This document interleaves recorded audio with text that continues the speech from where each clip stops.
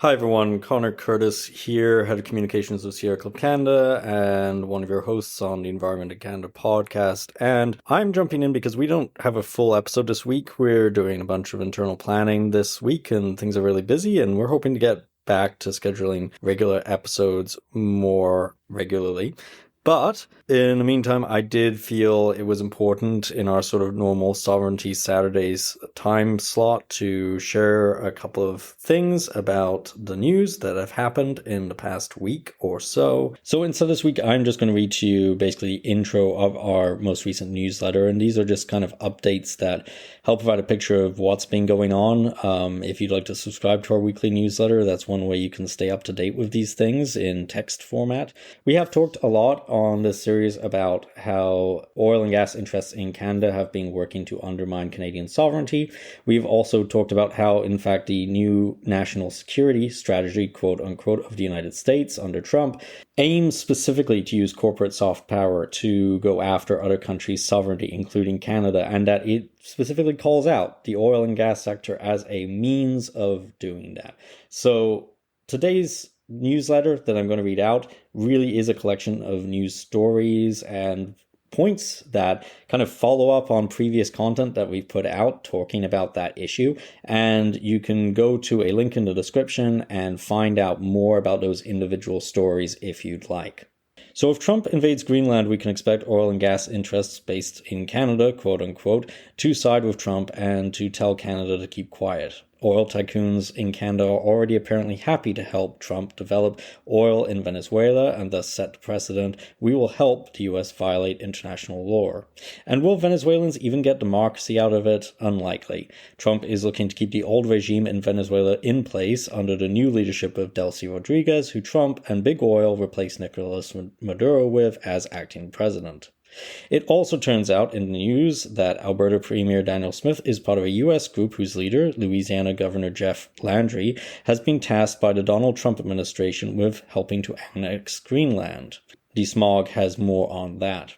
Coincidentally, the big oil-supporting Toronto Sun, whose Ottawa bureau chief recently praised the murder of Renee Good by ICE, just published a piece by Stephen LeDrew supporting Trump's Greenland annexation goal. Canada may soon be cheering Donald Trump on his stated goal of acquiring Greenland, the piece declares.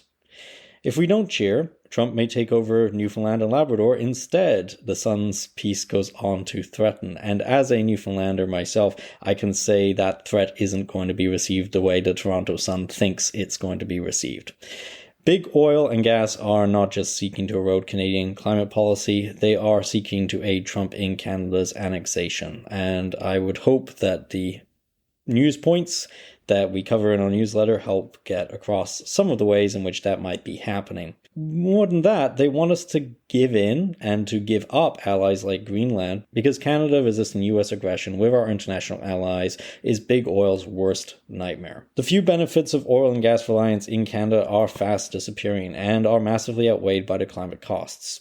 More oil production in Venezuela would actually make a new West Coast oil pipeline even more economically futile by worsening future oversupply of oil on a global market. The T reported last month in December 2025 that even Trans Mountain's profitability appears to be an accounting illusion that could ultimately leave the Canadian taxpayer on the hook. Now, critiques of the T's coverage of that issue cite the spin-off benefits of Trans Mountain and the unlikely chance that Indigenous communities might buy Trans Mountain. But these critiques leave out the climate cost of that pipeline and that there were better renewable ways to invest Canadian funds than a pipeline. Renewable alternatives that would have left all Canadians better off in the long run and practically right now. Additionally, Indigenous communities helping the Canadian government pay off the cost of an unprofitable pipeline isn't a solution to the pipeline being unprofitable. It's yet another transference of a problem off the federal government's shoulders and onto the shoulders of those communities. But then that's what all this is about. Short-term gain for big oil and gas as their business model dies at the expense of everyone else.